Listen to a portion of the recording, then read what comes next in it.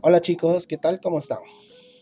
Eh, Prosiguiendo la clase de curso de técnicas de transformación de materias primas, ya habíamos hecho una clase introductoria, espero que lo hayan entendido y repasado. Vamos a tener ahora el tema de preformulación de medicamentos, ¿no? Pero primera parte, por eso le he puesto uno, ¿ya? Hay que darle un concepto a esto, ya en caso de la preformulación. Ya, el objetivo, ¿no? Eh, de estas preformulaciones de medicamentos es desarrollar un medicamento, ¿no? Pero, ¿qué características debe tener este medicamento? Uno, ser seguro, eficaz y lo más importante, estable. Porque si no es estable, ojo, nosotros tenemos bastantes, ¿no? Eh, medios externos, incluso hasta el medio ambiente, que pueden influenciar en la naturaleza de estos productos, ¿no? Alterar, incluso hasta la luz puede alterar, ¿no? La naturaleza físico-química del producto, o sea, del principio activo, ¿no? La preformulación siempre se va a encargar de todos estos pasos, ¿no? De ser seguros, eficaces y estables. eh, Ahora, para ello se necesita conocer, ¿sí? El conocimiento de las características tanto, uno, biofarmacéuticas y físico-químicas del fármaco. Se dice biofarmacéuticas porque estamos hablando, entre paréntesis, la biodisponibilidad que tiene y el objetivo de, ¿no? del, de toda elaboración de un producto, o sea, transformar un producto, ¿ya? Es de que tenga mayor biodisponibilidad, así tenga, ¿no? Mejor acción del fármaco. Y también se habla de las características físico-químicas, porque durante su desarrollo del producto, ¿ya? Es que va a depender de qué forma farmacéutica final vamos a tener. Y también con qué recipientes se podemos mezclar ciertas drogas o ciertos principios activos, ¿no? Hay bastantes interacciones, pero para eso primero tenemos que saber una preformulación. Eh, ¿Qué aspectos generales se debe considerar en el desarrollo de los medicamentos? Son tres importantes, ¿no? Que, que tengan buenas propiedades farmacológicas, lógico, ¿no? O sea, es una ventaja mayor y una desventaja menor. Una, características farmacocinéticas. O sea, los fármacos tienen que tener una eliminación lenta para dar lugar a formas farmacéuticas de sesiones prolongadas, por ejemplo, y es mucho mejor. En este caso tenemos los analgésicos, ¿no? Para que el dolor no sea tan continuo, ¿no? Otra en la cual tenemos que tener como aspecto general que se considera para el desarrollo de un medicamento es la finalidad terapéutica. Para el tratamiento de ciertos procesos patológicos agudos, ¿ya? Nos interesa una liberación rápida. En el caso de ciertas alteraciones o enfermedades crónicas, nos interesa un medicamento de liberación prolongada, ¿sí? Por ejemplo, ¿no? En el caso de la nitroglicerina, ¿sí? Para los infartos agudos se utilizan los comprimidos sublinguales. Pero si yo quiero, ¿no?, en forma preventiva, puedo utilizar parches transdérmicos, ¿no? Y otro aspecto para considerar para el desarrollo de medicamentos es la aceptación y la comodidad, ¿no?, de la forma farmacéutica. Debe ser cómoda al administrar y bien tolerado por el paciente. Si puede ser por vía oral, mucho mejor. Y es más, reducir, ¿no?, la frecuencia hasta una vez al día, máximo dos, ¿no? Más cómodo para el paciente, ¿sí? Bueno, estos aspectos hay que considerar, ¿no?, cuando queremos empezar el desarrollo de un medicamento. Y siempre se ha considerado primeramente en aspectos, no generales, estamos hablando, ¿no?, para este desarrollo de medicamentos. Luego vamos a ver, ¿no? Ciertas consideraciones biofarmacéuticas, o sea, la biodisponibilidad. ¿Sí? En los estudios de biodisponibilidad, ¿ya? Permiten conocer la velocidad, ¿no? Y la magnitud del acceso al fármaco en forma inalterada al sistema, ¿no? Circulatorio sistémico. ¿Ya? O sea, acá nos dice que los estudios de biodisponibilidad es importante conocer ciertos factores que influyen en la evaluación de los parámetros. Por ejemplo, el tiempo, ¿no? Máximo, qué velocidad se hace, la concentración máxima, o sea, la magnitud, y el área bajo la curva, que es la magnitud. O sea, lo que vamos a encontrar en la circulación sanguínea. Hay aspectos, por ejemplo, en la raya vertical tenemos el efecto del fármaco, ¿no? Es en concentración plasmática, ojo, concentración plasmática. Y en la parte de la línea horizontal es el tiempo que va a transcurrir, ¿sí? En sí, para que ustedes puedan entender, dice que la biodisponibilidad es la cantidad del fármaco y el tiempo que tarda en llegar y desaparecer. Ojo, no solamente en generar un efecto, sino hasta desaparecer, ¿ya? En la cual condicionan una respuesta farmacológica, ¿ya? Y eso va condicionado de acuerdo a las propiedades físico-químicas del fármaco y también de la formulación, ¿no? La transformación de las materias primas, ¿no? Por ejemplo, tenemos la primera raya horizontal, que esto nos indica, ¿no? Concentración efectiva mínima del efecto. O sea, esta curva apenas choque esa raya horizontal, es que ya va a producir un efecto mínimo, ¿ya? Y si vemos en la parte superior, esta raya horizontal nos indica la concentración efectiva mínima para que recién aparezca el efecto adverso. Hay fármacos que a veces tienden a llegar hasta ese punto para que pueda producir un efecto adverso, pero en este ejemplo no ha llegado a esta curva, ¿no? Vemos la curva, no llega, a la mitad no llega, ¿no? Todo este cuadrante, este espacio, se le dice la ventana terapéutica, ¿sí? Se considera así, ¿ya? Pero, ojo, vemos en la parte izquierda, nos dice el inicio del efecto. Ojo, cuando la curva está subiendo y llega a ese punto de concentración efectiva mínima, es porque recién empieza el efecto, ¿ya? Mínimo del medicamento o del principio activo. A partir de ahí se cuenta y se toma en cuenta el tiempo. Ahí hay un inicio, el tiempo, no porque si vemos la curva, ¿no? Que empieza desde más abajo, ojo, esa es la absorción, el tiempo que se va a absorber, es muy diferente. Ese punto es cuando recién inicia el efecto, ¿ya? Y toda esta curva es el efecto máximo, este es el punto máximo que va a tener, ¿no? De efecto, ¿no? Ojo, ahí como les explico, en esa parte que dice, en la parte inferior, ¿no? Izquierda, dice periodo de retraso. Este periodo de retraso es en el cual se demora en llegar el principio activo hasta la circulación para producir ese efecto. Puede ser por la absorción, puede ser por la distribución, pero también hablando en la formulación, puede ser por la disolución. Se ha demorado en diluir tal vez, por ciertos factores que se va a determinar después, ¿no? O vamos a verlo después. Pero, ojo, este periodo de retraso no es que ya está dentro de la biodisponibilidad, no. Cuando empieza ese puntito en la concentración mínima efectiva, en la curva, recién se considera ahí, con ese lapso de tiempo. ¿Sí?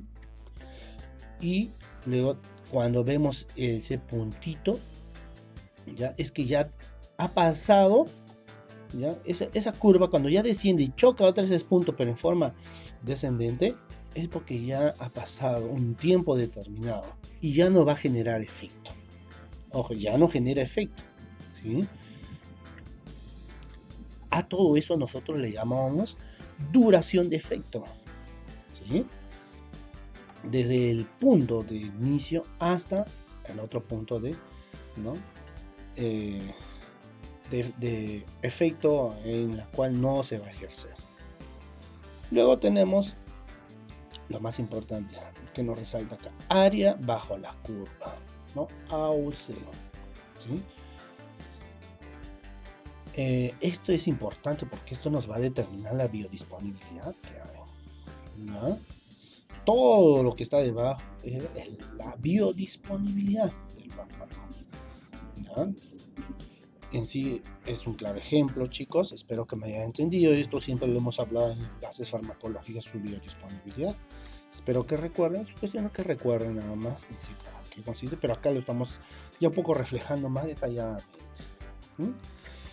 Bueno, hay factores, ojo, hay que recordar eso. Hay factores en los cuales, ¿sí? Condiciona, ¿no? Por ejemplo, factores relacionados con el fármaco, ¿no? Influyen, ¿no? En sus parámetros. Por ejemplo, puede ser el tamaño de la partícula, ¿sí? Demora en diluirse o demoran, ¿no? El paso de, ¿no? De una zona, ¿no? A través de membranas, porque es muy grande. La forma también de la partícula puede ser polimorfismo. También el coeficiente de reparto, ¿no? La pKa, la solubilidad. Y lo más importante es que es la velocidad de disolución. Mientras más rápido diluya, ¿no? Puede asegurarse un poco más rápido la absorción. Otro factor relacionado es el factor con la forma farmacéutica, ¿no? Acá está involucrado la formulación, lo que vamos a estudiar, la tecnología, lo que vamos también a utilizar. ¿Qué tecnología? Por ejemplo, estas operaciones básicas como pulverización, tamización, mezclado, etc., ¿no? Luego tenemos otro factor que es, ¿no? También condicional, pero para el paciente, es un factor fisiológico y patológico, ¿no? Estos afectan en forma directa o indirectamente el proceso de eliminación de los fármacos, ¿ya? Algunos ejemplos por ejemplo, si presenta diarrea, la absorción va a ser lenta o poca, bajísima. Enfermedades cardiovasculares, a veces no hay a nivel circulatorio, no hay, ¿no? Buen fluido o fluidez, ¿no? Y no llega a veces en el órgano diana el principio activo, ¿no? Problemas renales, ¿no? Problemas pulmonares, son bastantes factores, ¿no? Fisiológicos y patológicos. Y por último tenemos los factores biológicos. Dentro de ellas tenemos la edad, niños, adultos, ¿no? Sexo, hombre y mujer, peso corporal, los anoréxicos, los obesos, la temperatura, pueden ser, así sea 0,5 grados centígrados de diferencia, puede variar, ¿sí? El tiempo de administración también, en caso de la motilidad intestinal, el embarazo, ¿sí? Hay que tener en cuenta estos tipos de factores, ¿ya? Que están relacionados con la biodisponibilidad. Bueno, ahora vamos a ver qué características fisiológicas, ¿ya? Tenemos en la vía de administración, ¿sí? Por vía intravenosa, nos dice, ¿sí? La concentración máxima alcanza en forma instantánea al pico. Se utiliza siempre en casos de urgencias, ¿no? Por vía no venosa. No es la mejor vía porque es incómoda, ¿sí? ¿No? Bastantes pacientes no les gusta. Por la vena dicen, no, tengo miedo, se va a romper mi vena, ¿no? También aparecen los efectos secundarios también, así como hay, ¿no? El efecto terapéutico, el efecto secundario también aparece repentinamente. Si es que el caso si fuese alérgico también aparece. La duración del efecto en este caso es menor, porque se elimina antes. Por eso se necesita repeticiones en la dosis. Por eso es de que solamente se utiliza en casos de emergencia. ¿Ya? Por eso si nosotros queremos administrar un medicamento instantáneo, la vía intravenosa, ¿no? Y mejor si es mientras en bolo, o sea, de frente, colocando con la jeringa, ¿no? Porque si es por goteo es constante, diferente, más estable, ¿no? Un efecto prolongado vamos a tener ahí. Cuando el fármaco se administra por vía subcutánea o intramuscular, se tiene que atravesar ciertos endotelios capilares o vasos linfáticos, ¿no? En este caso las formulaciones suelen ser oleosas, ¿sí? O sea, más viscosas, porque retrasan la absorción, ¿ya? Y prolongan el efecto terapéutico. Pero acá hay algo que es un poco desventajoso, porque mientras más densas sean, o sea, más viscosas u oleosas, más dolorosas serán. Eso es que hay fármacos en la cual por vía intramuscular duelen, algunas no. Y luego tenemos el fármaco que se administra por vía oral, sublingual o bucal, nasal, ocular, ¿no? En la cual esta vía es la más preferible, por ser más cómoda, ¿no? Aunque su efecto se presenta un poco más lento, hay que darle su tiempo. Tiene una menor biodisponibilidad comparando con las anteriores, ¿sí? Especialmente con la intravenosa. Y hay que tener en cuenta que el principio activo puede degradarse con el pH ácido del estómago, ¿ya? Y puede haber problemas de solubilidad, ¿no?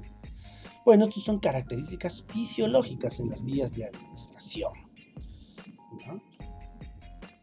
Pero ahora hay que tener qué factores limitantes tenemos en la absorción, ¿sí? Esto es muy diferente, ¿no? Bueno, antes de entrar a este tema, por ejemplo, ahí tenemos las curvas de biodisponibilidad. Si fuese por vía intravenosa, miren, empieza de arriba, de frente ya, recién desciende, pero se va rápido su efecto. En cambio, por la vía intramuscular, mire, sube, sube, sube y disminuye poco a poco, ¿no? Pero también es un poco semi rápido, podemos decir, su efecto, ¿sí? En caso de la vía subcutánea, ¿no? Bien, se administra un poco más lenta, pero su eliminación también un poco más lento. Perdura todavía el efecto por la curva. En cambio, por vía oral, es como una sesión prolongada, ¿no? Su efecto se va a demorar en absorberse, pero su efecto se va a mantener todavía un poco de tiempo, ¿no? Hasta que se llegue a su eliminación, porque también se va a eliminar, ¿no? En forma más lenta, ¿ya? Bueno, eso es referente con las características fisiológicas de la vía de administración. Ahora vamos a ver qué factores limitantes tenemos, ¿no? En la absorción, factor limitante, ¿no? En este caso tenemos, ¿no?, que el fármaco sea poco soluble, ¿ya? El factor limitante será la disolución del fármaco, ¿ya? Hay que tener en cuenta esto. Otro factor limitante, podemos decir que si el fármaco, ¿ya?, es muy lipofílico o lipídico, el factor limitante va a ser la absorción. Es muy diferente, ¿eh?, a la anterior. En caso de los fármacos hidrosolubles, ¿no?, estos fármacos, ¿no?, el factor limitante va a ser la absorción, ¿no?, porque se necesita ciertos caracteres lipídicos para que también tengan más estabilidad y perfundan, ¿no?, sea difusible mediante las membranas, ¿no? Por eso es que las vitaminas, por ejemplo, hidrosolubles, necesitas consumirlas todos los días, sí o sí, porque se eliminan con facilidad, a veces no se absorben, ¿ya?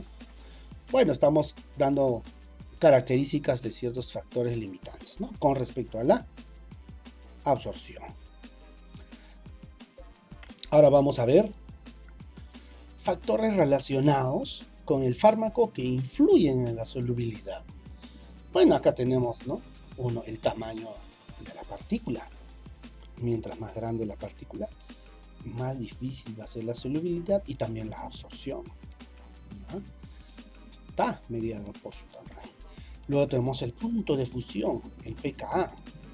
Condiciona la forma ionizada y la no ionizada, ¿no?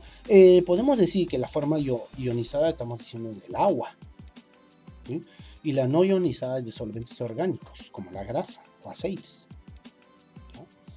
y también el coeficiente de reparto. ¿Cuánto grado de lipofilia va a tener? ¿Mm? Luego tenemos el otro factor, ¿no?, que influye en la solubilidad del fármaco, es el coeficiente de la solubilidad. Como ya les aclaré anteriormente, está influenciado por la ionización de las partículas, ¿verdad? No todas las partículas se ionizan, ¿ya?, de la misma forma. Hay sustancias que están en forma de sal, ¿no?, que estas sí son más solubles, ¿no?, generalmente. Pero en cambio, en forma anhidra, todavía la solubilidad es mucho más, ¿ya? En forma anhidra es porque no tiene moléculas de agua. Y también hay otro factor, como último factor, es la cristalinidad. Cuando un sólido pulverulento, o sea, un polvo, cristaliza, se obtienen distintos poliformos, o sea, distintas moléculas con diferentes formas, ¿ya? Tienen la misma estructura química, pero tienen un comportamiento físico diferente, ¿ya? Es como decir, ¿no?, las formas amorfas son menos estables, pero solubilizan mejor, ¿sí? Hay que tener en cuenta estos 4 factores relacionados que influyen en la solubilidad, ¿no?, de los fármacos. Luego tenemos factores relacionados, ¿no?, con la formulación que influyen en la solubilidad. Por ejemplo, ¿no?, los excipientes que influyen en la solubilidad, como en la velocidad de disolución, la absorción y la biodisponibilidad del principio activo. Esto es importante porque establecen interacciones entre mismos excipientes o con el principio activo, o los mismos principios activos interaccionan solas entre sí o con otros excipientes, ¿ya? Por ejemplo, ¿no?, ahí he puesto un cuadro, tenemos la formulación, el ejemplo, ¿ya?, la velocidad de disolución. Primero, la K es, ¿no?, en la cual está medido la absorción, ¿sí? El T max significa el tiempo máximo, ¿ya? Y AUC es área bajo la curva, ¿sí? Por ejemplo, tenemos los disgregantes, ¿no?, como la celulosa, el almidón. La absorción está aumentada, aumenta la absorción, pero la velocidad de disolución está disminuida, ¿ya? Y el área bajo la curva puede estar aumentada, como que no tiene efecto en su biodisponibilidad. En cambio, los lubricantes, como el talco o los estearatos, su absorción disminuye, pero su tiempo de disolución aumenta. Pero la biodisponibilidad está disminuida, ¿sí? O también no hay efecto. Viscosizantes, estos son derivados celulósicos, ¿no? La absorción está disminuida, pero el tiempo de disolución es más rápido, pero su biodisponibilidad disminuida, ¿ya? Si nosotros a un principio activo le agregamos viscosizantes, ojo, vamos a aumentar el tiempo de disolución, pero la biodisponibilidad disminuye. Tenemos otros agentes de recubrimientos hidrosolubles, como el hidroxipropilmetil, celulosas, ¿ya? Estos de acá disminuyen también la absorción, disminuyen también el tiempo de disolución y disminuyen, ¿no?, la biodisponibilidad. En el caso de los cubiertos entéricos, en el cual tenemos el acetoflatato, ¿ya?, de celulosa, disminuye la absorción, aumenta el tiempo de disolución, pero la biodisponibilidad está disminuida. Y bueno, tenemos los cubiertos de sesiones sostenidas. Acá hay alguna característica especial, ¿no? Como ejemplo tenemos la metilcelulosa, etilcelulosas, derivados acrílicos. Por ejemplo, disminuye la absorción, el tiempo de disolución está disminuido, pero la biodisponibilidad está aumentada, ¿no? Es un caso especial que surge, ¿no?, en estos procesos. Bueno, chicos, esto ha sido una parte introductoria nada más, así pequeñísimo, espero que lo repasen. Eh, mm, Podemos hacer en prácticas los ensayos de velocidad de disolución, pero eso lo vamos a hacer cuando nos toque el laboratorio. ¿ya? Espero que repasen, ya tienen sus guías prácticas y cualquier duda ya cuando tengamos las clases en mi Google, me lo hace. Bueno chicos, nos vemos, bye.